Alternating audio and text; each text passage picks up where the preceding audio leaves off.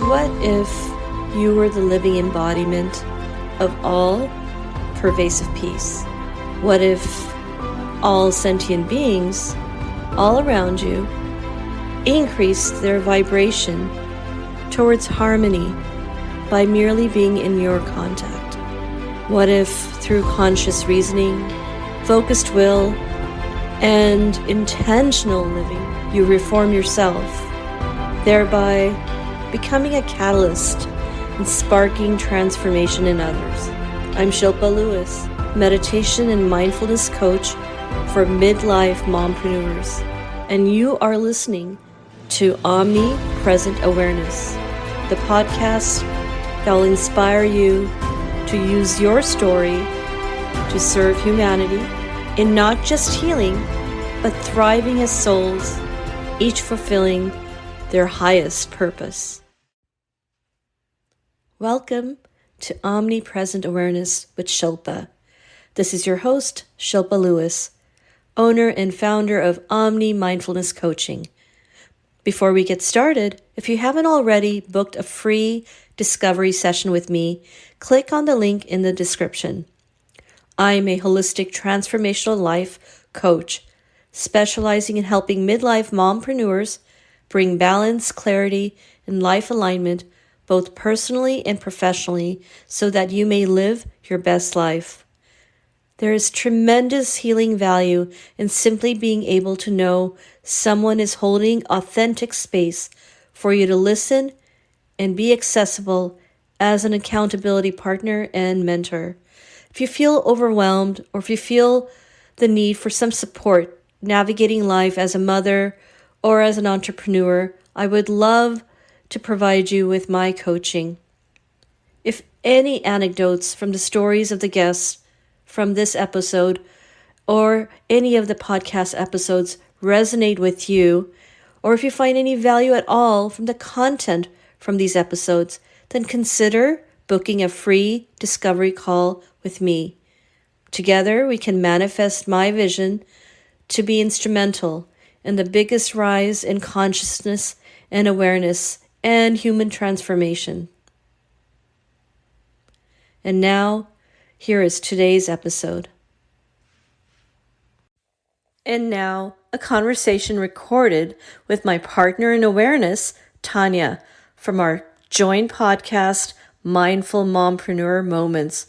And oh yeah, if you could, please listen to the very end of the podcast for powerful insights from our guest. Thank you. Hello, Josh. Thank you for joining our podcast. Hi. We are so excited to hear about your background and how did you get into the space between mindfulness and music? Yeah, well, thank you so much for inviting me here today with both of you.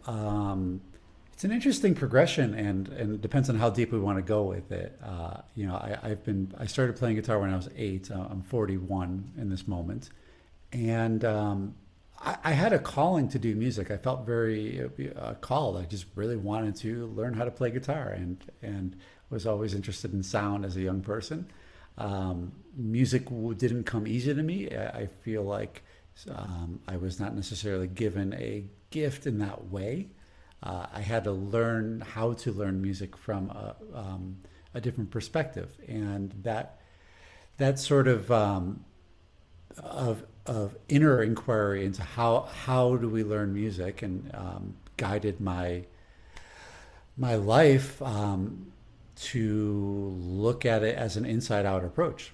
So basically, I suppose that my experience of learning music throughout my life was an inward journey of awareness, and eventually learning how to meditate when I was 20, via transcendental meditation, and continuously curious about the intersection between inner awareness and doing something such as playing music, which is so abstract to begin with.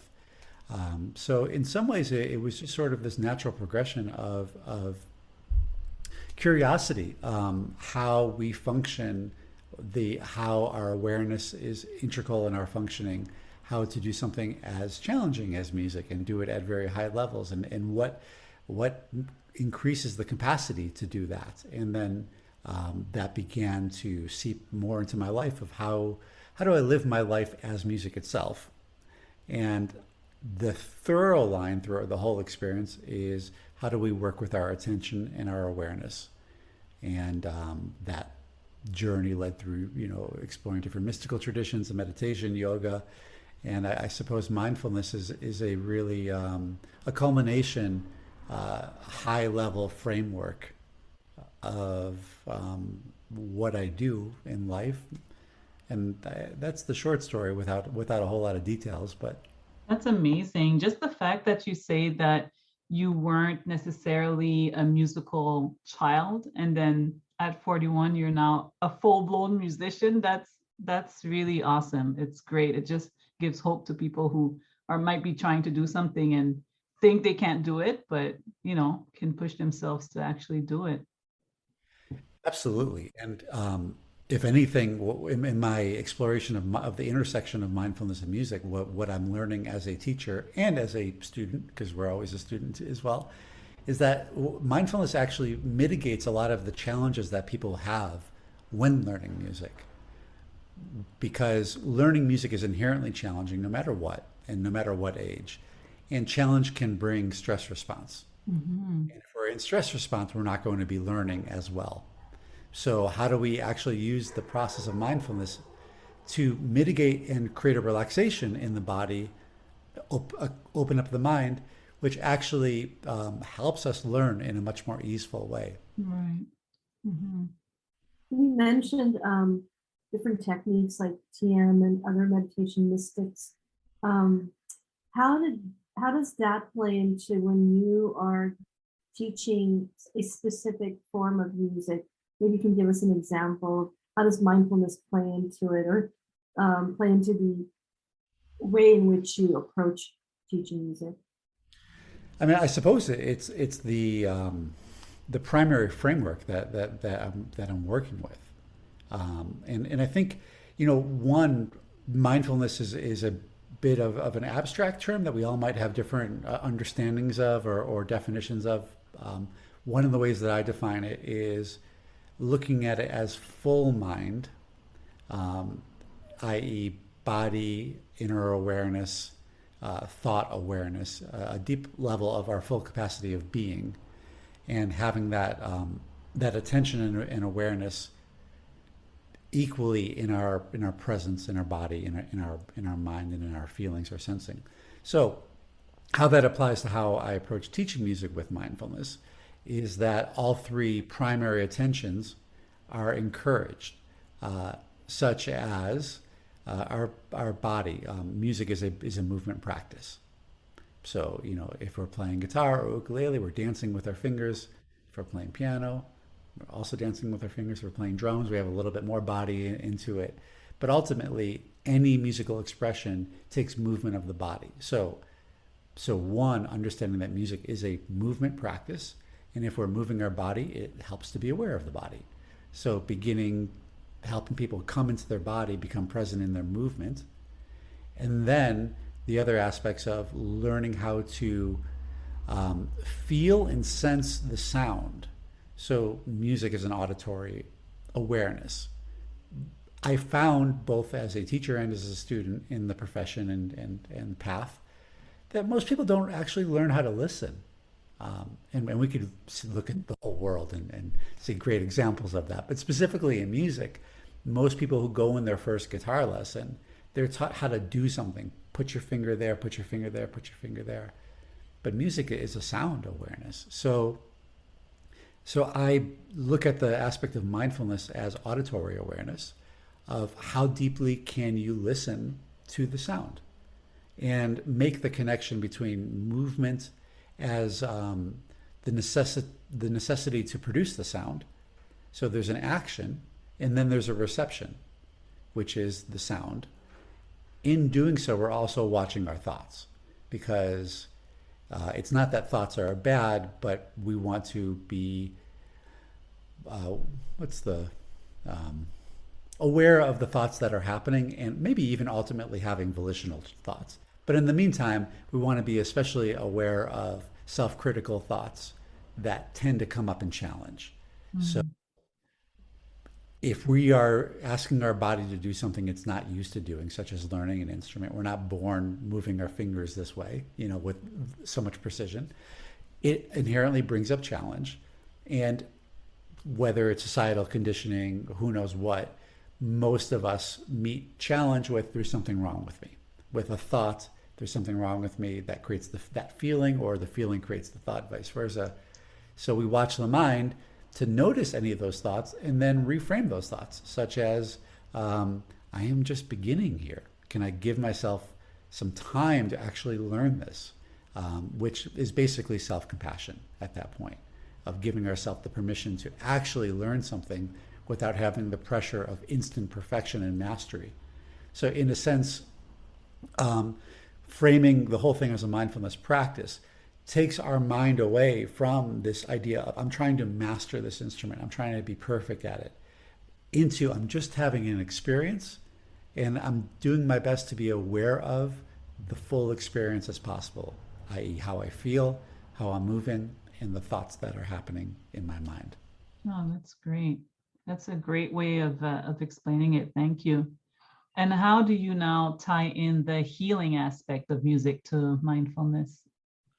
How would you describe healing? Healing in any way. It's more probably spiritual. I wouldn't say healing in terms of healing a wound, but healing in terms of just well-being. Mm-hmm. Well, one, I feel in some ways the practice does heal. The child who was singing and told to be quiet, that they don't have musical talent, and the trauma that can create. Mm-hmm. And that this process actually helps heal that trauma because it gives people an experience of being a musician.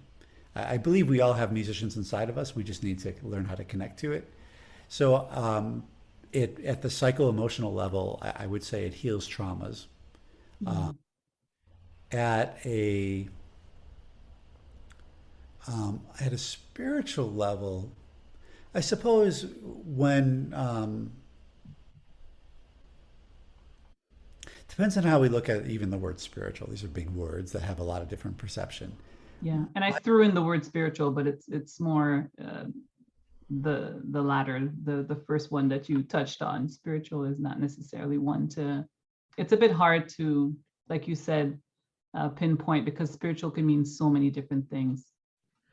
Yeah, but we could go there even if we want to take it to that transcendent level, which I Mm-hmm. would say is something about spirituality is we feel connected to something beyond ourselves, beyond our singular existence, that we are a part of something greater. And maybe even that greater is for the good. So the wound of maybe the deficit of not having a spiritual feeling is that we can feel very alone. We can feel confused about existence, especially looking at the current state of humanity and all Mm-hmm. suffering and pain. And it's hard to be in that. It's challenging, and not that having a spiritual connection bypasses that or negates the human suffering and the need for change, but there is something that at least I feel when I tune into my spiritual connection. Maybe it just gives some hope, and that there's faith, and that there's some, even if I don't understand the difficulty of humanity, that there's something inside that yes, and we're moving towards something greater. And I feel that mindfulness and music can bring us into that internal connection, because inherently music truly is universal. I'm not talking Absolutely. a song or a genre, but the dance of the frequencies and the mathematics of how music organizes itself. When we hear it, when we feel it, it brings us to a place that is beyond ourselves, and that's part of the power of music. When we go Absolutely. to a concert, we're having a shared moment, and we all feel like we're part of something that's beyond us. So music really does bring us to a place of connection, and I would say that is we could use the term healing this sort of illusion of separation and such differences that's creating division. that if we're all hearing a chord and it makes us feel good, it takes away all the story of who we are, and it just brings us into a direct experience that hopefully continues to bring the world into greater harmony amidst periods of dissonance. Yeah, absolutely.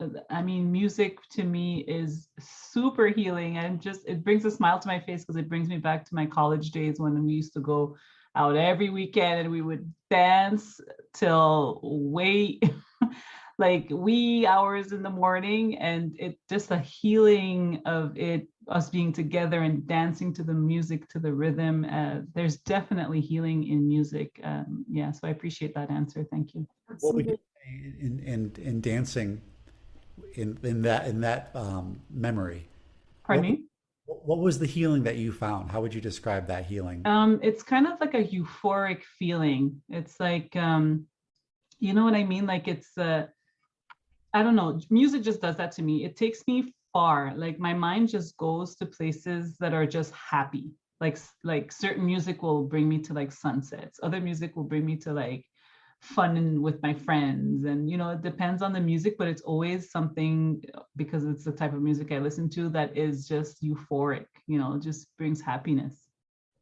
I agree with the harmony aspect when what both of your time, the word euphoria, just even hearing that word, it's Yeah. almost on some level I get goosebumps thinking, okay, that music is doing something for me. When I, with Josh, had been learning mindfulness music, I remember at different points, it's the repetition of a certain sound on the ukulele. It was something very simple, but still you could start feeling a different level of vibration coming into your your soul or spirit, so to speak. Yeah, absolutely. Um, One of the things that we would like to know, what modalities of mindfulness do you apply when you teach music or in your personal life? Well, I mean, I suppose it's all a means to direct our senses internally and become aware of the connection of internal awareness, external awareness. So deep listening, for example, bringing people into the present moment with sound, because the thing about sound is that note only exists in the present moment, and the more that we can follow the sound, our present moment then becomes expanded. Mm. So that is one of the practices and modalities. And as we are more in the present moment, we tend to feel more relaxed and at ease because we actually begin to feel an expansion rather than contraction. I also incorporate breath practices with music to help bring people in, again, into their body, and then also with a rhythmic regulation, which is really important in a lot of what music does. And body awareness would be another, working through body scan, active relaxation, sort of like yoga nidra, or even aspects of Vipassana meditation. So those would be the sort of the modalities within music. And then in my personal life, all of that, I've discovered all these practices out of necessity for myself, and as well as I have been practicing meditation for 21 years at this point, as a seating meditation. What began as transcendental meditation, which I will still incorporate every now and then moved on to internal practices that I learned from Robert Fripp, who, in addition to being the founder of the group King Crimson, also created a music program called Guitarcraft and Guitar Circle, which is in some ways an approach to learning and playing the guitar that is based in the Gurdjieff tradition, or the fourth way tradition, which is a whole nother podcast probably. I mean, curious about, I'm happy to share, but the point of that is he presented different internal exercises as well that I've incorporated, and then Vipassana meditation as well. So I have a sitting practice that I do daily for about an hour. Oh, nice. That's very nice. Um, could you share perhaps even a small example of how you would bring awareness for a completely new student as their first time holding a ukulele and getting a mind-body connection with their instrument? Yes. So to begin with, helping them have a little bit of a pre-frame with their mindset, because oftentimes, our minds are running wild. So it's good to kind of give some direction to this thing first and then move into other things. So, I might just have a little chat with them, whether it's a private session or in a class, and just kind of a little bit of a pre-frame of helping them understand that if they've had difficulty or challenge with music, it's not about them. It's just that maybe the music hasn't been shown and offered to them in a way that's actually experiential. So a little bit of a pre-frame and just kind of allow the mind to settle. And then if this were an ukulele, I would have them hold the ukulele and begin just to bring presence and awareness into the body. So some stillness in the body, connection to the kinesthetic awareness, and then producing sound with intention. So oftentimes when people play, they're just kind of what I would say in the doing, which is sort of a mindless action versus intentional movement, which would take embodiment, and in a certain case would be the thumb, and to play the note and then receive it and listen to the sound and experience the presence of sound and how that relates to the body. And then do a couple rounds of that, which in addition to entraining the attention and the awareness to sound and one's own presence, it also begins to regulate the nervous system and slow down basically the brain waves, which brings us more into a more present and relaxed state. Yeah, that's great. It all ties in. I feel like all of this is just about healing, healing the body, like, so if you could give us three insights, what three insights do you have on how tuning in helps with healing? Let's see. And we're defining, okay, let me define how I'll answer that question, define how I would say healing Yes, would be connecting into a harmonious experience. yes, If we had a cut on our arm, literally our skin has become disconnected, right. and the healing is it reconnecting to itself. So I'm going to define, for this case, healing, because it's a big word, and It is, and thank you for that. Yes. there's a lot of, I'm from Chicago originally. So I have a skeptical, pessimistic side to some degree, and so many people that I see out in the sound healing world throw that word around really loosely, Mhm. and I feel that there's a science to healing in it, and I just want to be cautious with that word because it is. So I'm Yeah. going to define it as a means of connection to something. Yeah, thank you. Yes. So three insights about tuning in as a means to connection. Well, one would be most of us are quite disconnected to our internal awareness. Our world that we live in is very externally demanding, and our senses have been tuned very externally, and not for anything bad. It's been a means of survival. If we look at the millions of years of precarious pre-modern civilization life, it was hard to live every day. There was a lot of things that were out to eat you. It was life was very fragile for a very long time of the human condition and the evolution. So our senses needed to be very external oriented to survive. And now that we have built a society that's, somewhat dysfunctional, but also somewhat functional. I mean, we're at least here we are. The three of us are blessed enough and privileged enough to have a structure that's keeps us safe from the external and food to eat. And there's still many souls who are still struggling for that. But Right. the majority of us have moved into a level of stabilized existence, even though it still might be a struggle and hard. We can then begin to approach the inner awareness that we haven't necessarily had the ability to do. So I would say that's one insight of the healing, is to begin to get connected inside. How do we feel?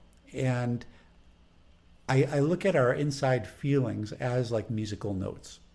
And, just different notes together can create different feelings. So like something like this, the sound feel is very harmonious. It's very balanced. Something like this is dissonance, it's unease, it's not balanced. And I feel that we get into different states of internal notes like that. And we can repeat those states. So we can habituate into internally being dissonant or flat or in a minor place. None of these are right or wrong. But if we want to change the music that we're feeling internally, the emotional experience, well, we need to begin to be aware of it and also be aware of what's causing that, such as thought patterns and different behavior patterns. So bringing our awareness inward with sound and mindfulness helps us become more aware of that. That's right. Insight number 2, and this is off the top of my head. Well, sorry, while you give insight number 2, I will go get my son. He's crying, so please continue on without me, and I'll be right back. You guys are going to see him in 2 seconds. Okay. Insight number 2 would be, with that awareness then established, we can then begin to tune ourselves. In this case, actually using sound and using musical patterns. That different musical expressions create different feelings inside. So we can begin to use that literally as a therapeutic device. If we're feeling very anxious, for example, I would say that our internal tempo is very fast. We can use music practices to begin to slow our internal tempo down and begin to regulate our nervous system. We can bring serotonin, dopamine through our body by humming and producing sound and listening to certain sounds. And so I would say insight number 2 would be that with insight number 1 of having an inward connection and awareness established, we can begin to tune that to be in a more harmonious state. And then, let's see, insight number 3 would be that when we're feeling connected to our internal awareness and connected to ourself, and less at the grasp of the externalized world, and tuned into something that feels stable and harmonious inside of ourselves and present and comfortable and empowered and all of these things, we could then connect with other people from that place. Mm-hmm. And we can inspire other people. We can harmonize them. We can help them tune. We can meet other people who are in tune and create something great, like you and Tanya, meeting together in a mindfulness. And now you're doing something, and myself creating courses and classes and helping people come into that. So by tuning ourselves and finding a place of stability and the ability to internally regulate using sound and music, in this case, we can then direct that externally and creates a field of connection, which by the definition previously of healing is an act of connection. We can then connect to other beings and maybe even create new ones. What is your son's name? Oh, Tanya, you're on mute. Sorry there. It's Cameron. Say hi, Cameron. Oh, beautiful. Yay. I'll keep myself on mute. Carry on, guys. Josh, just before we wrap up, would it be possible for you to play a little tune in honor of this little boy? Maybe just something that you may have taught someone in the past. Well, I could play something and maybe just give an example of what I just said. And Tanya, I'll just rewind my brain. The 3 insights, number 1 would be an internal connection as a form of healing. 2 would be tuning how our internal experience is. If we're in a dissonant place, how do we learn to move that into a harmonious place? Something that feels good and not in a bypassy way. If we're in a dissonant, painful place, there's information there to learn from. and maybe we don't want to stay there the whole time, so we could find how to do that. And then the third would be, as we're more tuned in and feeling more harmonious and balanced and regulated, we can then connect with other people from that place and help other people tune. If we think about it, an orchestra, when they tune, there's one violin that's in charge of playing the first notes, and the orchestra tunes to that. So by tuning ourselves, we can then create more harmony in the world by helping other people tune themselves and connect to each other and create more music together, both at the metaphoric and literal level. Absolutely. So, and to kind of put that into action and demonstration. So part of the power of music is how it regulates the musician and the audience, somebody who's receiving. So the more even things are, the more balanced things are. If I were playing this pattern but a little bit more, it doesn't quite have the same effect. So there's something magical that happens through regularity. And different note combinations, different relationships of notes, the musical term is intervals or harmonies, create a different feeling within us. So, for example, these two notes together, the perfect fifth, musically speaking, creates a feeling of harmony and balance. Just in contrast, these two notes create a feeling of disharmony. It's not bad, it's not wrong, but it creates a tense feeling. That's amazing how instantly we feel it. Yeah. Yeah, absolutely. Directly. So every combination of notes creates a different feeling. And as musicians, we just learn how to play with changing those feelings around. So as a therapeutic device, playing around with how different notes together make us feel differently. Like this is kind of, creates this feeling. So, for example, and I'll expand this a little bit more musically, but let's say I was having somebody learn something to feel more balanced and at ease. I would have them be playing with these notes that make you feel more balanced and at ease. And then slowly expanding that to some other notes.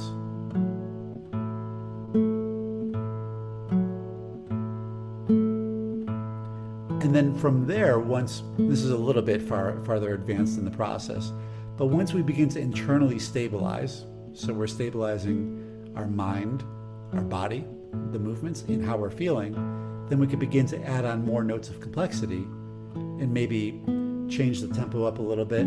So here's a little bit of something based off of that. This is just improvised in the moment.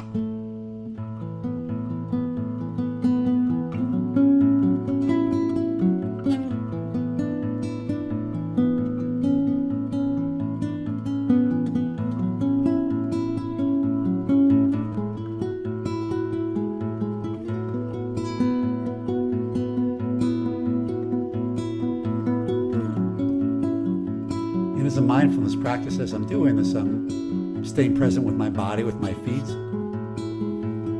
breath.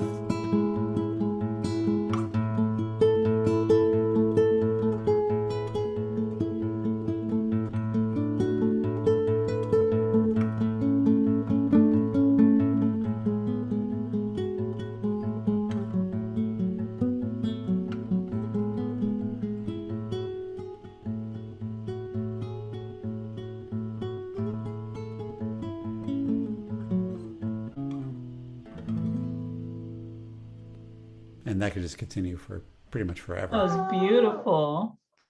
Oh, I was Thank you. I just love listening to that. I could listen to it for hours. It suddenly made me really calm. I was already calm. Yeah, well, that's something that I've been learning more and more about through this process is the more calm I can be in my expression of music, that other people feel that the calmness resonates through the sound. And the sound is basically, and this is kind of the sum of the practice, is a biofeedback experience as we're learning of how to become more aware of our inner state. If I'm listening to what I'm playing and it doesn't sound very calm, that means I am not very calm. So it basically becomes a regulate, like it's literally a biofeedback where the sound that we're hearing is the extension of our physical movements. So if we're not moving from a centered, present, aware place, the sound will reflect that. And by tuning into the sound, we could begin to, just for example, if somebody's learning and the sound is very, and you're really tuned into that, and not just in the doing, but actually listening, you'll hear, oh wow, the sound is very irregular. And that means that something in my body is irregular. And it's not a bad, Yeah. and all of this is not to frame it as there's anything wrong, but we're actually learning how to have regulation of movement and of feeling and our centered awareness. And basically, music shows us that if we miss some notes, it means that our attention has drifted off. And not that there's anything wrong, we're not a bad person or dysfunctional, but it helps us begin to learn this faculty of attention and begin to learn how to have it become maintained and engaged over longer durations versus shorter segments, which is more or less where the majority of humans exist, in a very short attention span.